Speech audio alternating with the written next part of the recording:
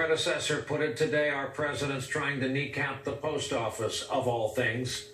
Back with us tonight, Doris Kearns Goodwin, presidential historian and author. She's written bestsellers about both Roosevelts, about the Kennedys, LBJ, and Lincoln. Her latest work, which should be mandatory reading for everyone from the West Wing to your local PTA right about now, is called Leadership in Turbulent Times.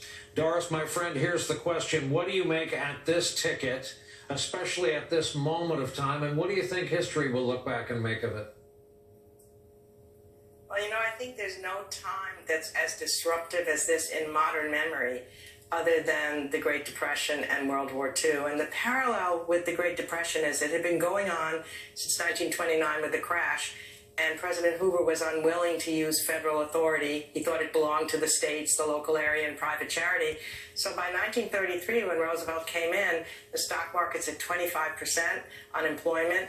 The financial system has collapsed. People are out of their homes, and starving people are wandering the streets. But you get a leader who comes in, who takes responsibility and mobilizes all the resources, the new resources, as was just said, calls an emergency session of Congress and gets bipartisan support. And then he keeps that Congress in session for the famous 100 days for all sorts of legislation, for putting people to public works, for unemployment relief, for eventually Social Security.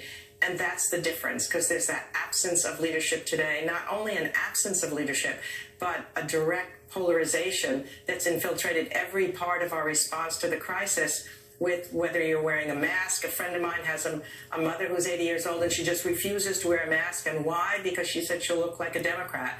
Reopenings of schools all have a partisan flavor.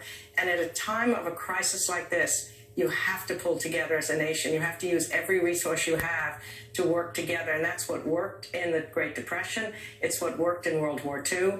I think about the sacrifice that FDR was willing to put on ask for the people in World War II so that the home front would support the war front. So you needed rationing so there'd be equitable distribution of supplies. Of course, there were black markets, but most people accepted that you'd have to have stamps to get food, to get clothing. People accepted that you could only, if you were a non-essential driver, have 5 gallons of gas a week, which meant that that whole independence that people used to have of driving their car was lost, but they somehow go on buses and they walk a lot more. They even accepted, with much dismay, that they could only have 1 cup of coffee a day because they felt they were part of the common effort. And it's that that's missing today. And that's what is so heartbreaking as an historian, because once you have that, we were able to win that war. We went from being 18th in military production, 18th in power, in military power, to becoming this juggernaut that produced a plane every 4 minutes, a tank every 7 minutes, a ship every day, lent them to our allies all around the world, formed a partnership with the business community that was simply amazing. And we can do it, but we can only do it with that kind of leadership and the people responding collectively. And we don't have that right now. Just given your exposure to LBJ, given what you've written about LBJ, when you hear this president say, I've done the most for Black America, more than any other president, with the possible exception of Abraham Lincoln, what's the 60-second version, if you had FaceTime with him, what you would teach Donald Trump about Lyndon Baines Johnson?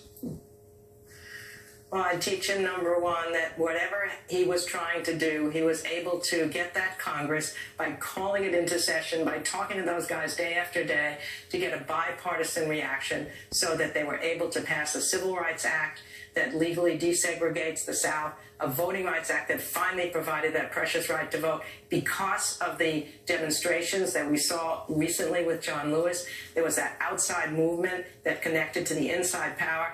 And then even then, Lyndon Johnson knew that he had only taken a few steps, and he called for structural changes in the whole system of justice in that Howard University speech.